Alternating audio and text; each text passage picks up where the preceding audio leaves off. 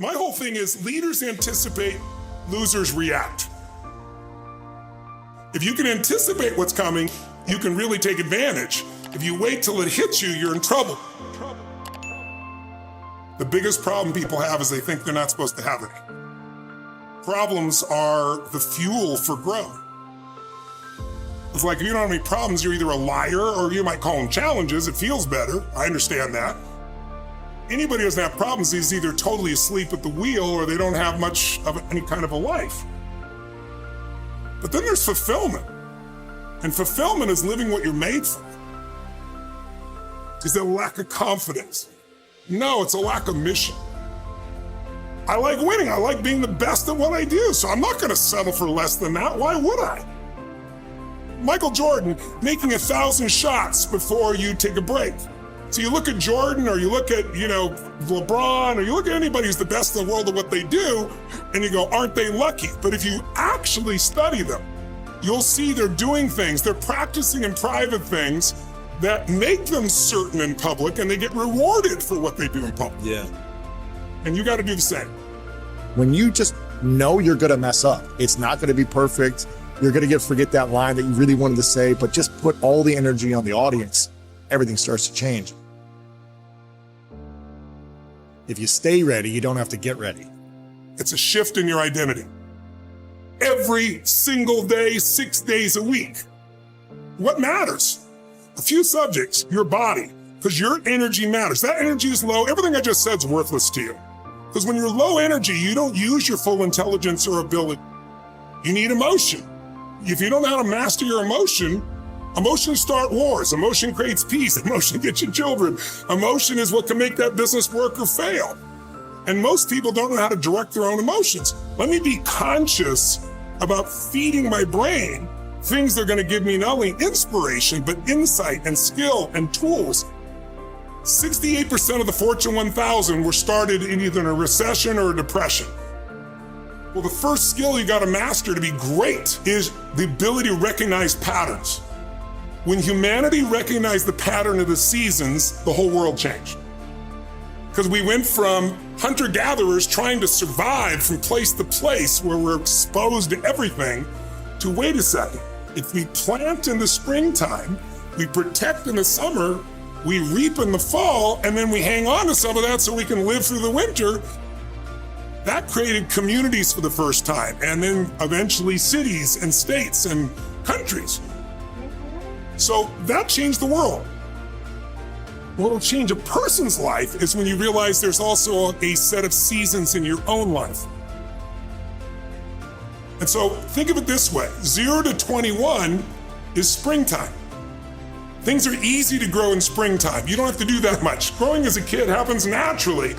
But overall, life is supporting you. It's sending you, teaching you, sharing with you.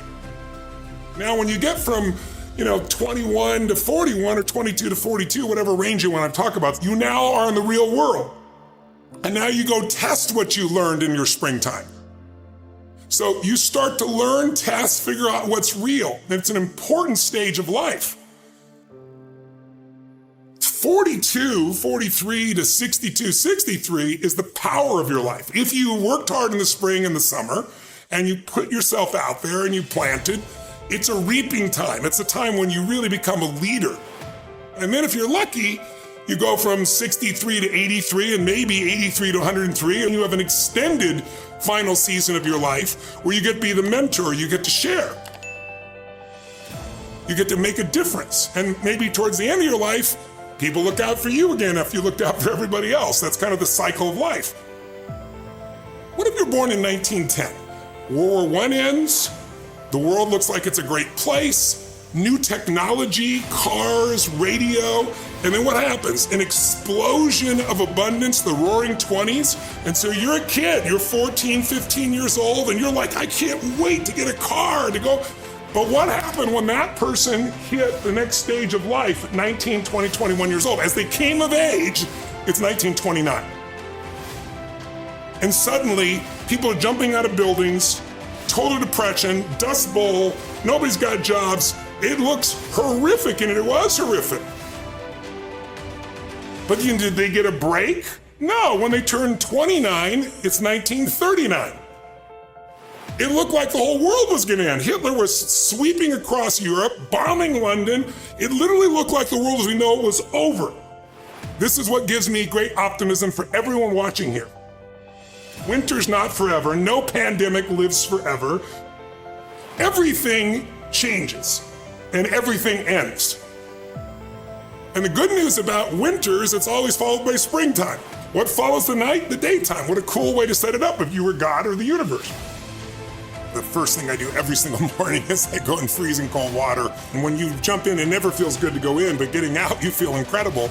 But I do it for a different reason. I do it to train my brain to say, when I say now, it means now. When I say go, we go. I don't stand there because it's cold and go maybe in a minute when I'm ready. But I always do it because I've trained my brain, this is how we work. And if you train your brain to do that every single day, then it'll do it on the more difficult and important things in life. But the essence of it is, I change my body radically and I do 3 things to make sure that my brain is primed. And what I mean by primed is, most people think their thoughts are their thoughts, Lewis, and you and I know better. Most people just don't understand that you are being primed all the time, and unless you prime yourself, you're gonna be primed by the environment.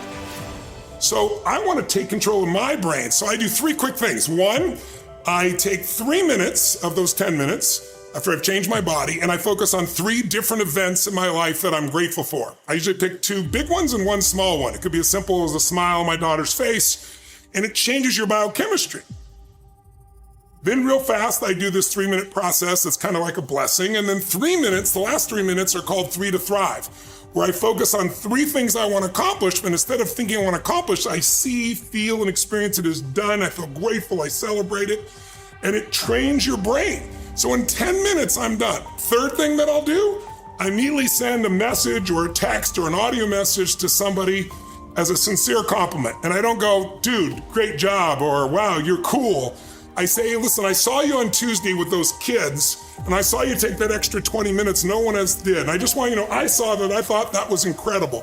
So I'm always very specific so they know it's not just some positive thinking bullshit call, it's sincerely doing it. It makes me constantly look for the good in the people I work with. 4th thing I do is whatever I don't want to do, the most challenging part of the day. What's a story we all love? It's the comeback story. It's the comeback, it's the Rocky, it's that music where all of a sudden you step back up and you take control and rock. Good times create weak people. Weak people create bad times. Bad times create strong people. Strong people create good times.